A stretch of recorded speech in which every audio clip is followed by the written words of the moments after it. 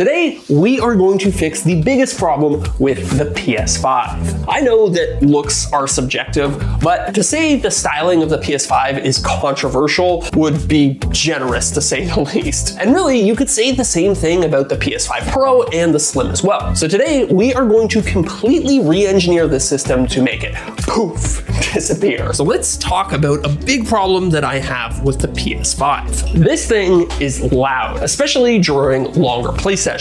And right here, we have the culprit, the original fan. This thing is big and bulky, but honestly, doesn't move that much air, only 120 CFM. So what I want to do is replace it with this, a 140 millimeter Nocto fan. This fan will be way quieter, and due to its more efficient design, uses something crazy like 90% less energy. So I figured if one uses that little energy, well, then we shouldn't have any issue stringing three together in our new setup. There's a pretty obvious problem. The PS5's heat sinks are all the way down here. So in reality, these fans aren't doing much to cool the system. So over the next day or so, I strapped myself into my desk and created what is essentially a really complicated snorkel for my PS5. But some of you are probably wondering about that third fan that I promised you earlier. Well, for this one, I want to do something that's really similar to the stock fan setup. Back over in Fusion 360, I designed a third fan frame that will allow our third fan to force air into the cooling system. So while the front two suck,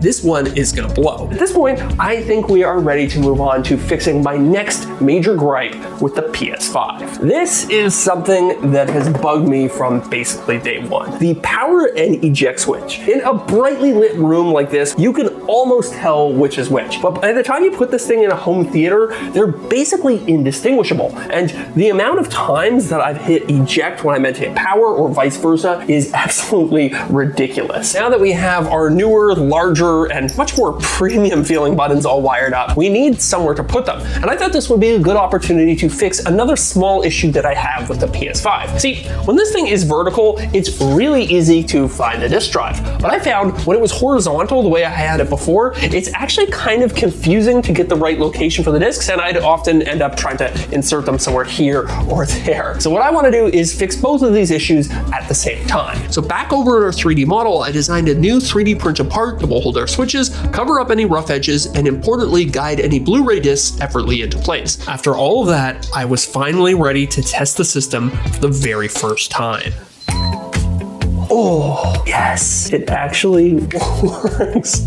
Overall, I am thrilled with how this project turned out. The system is completely invisible to anyone who didn't watch this video. It's whisper quiet. All of my gripes about usability have been solved, and it still plays just as well as it ever did.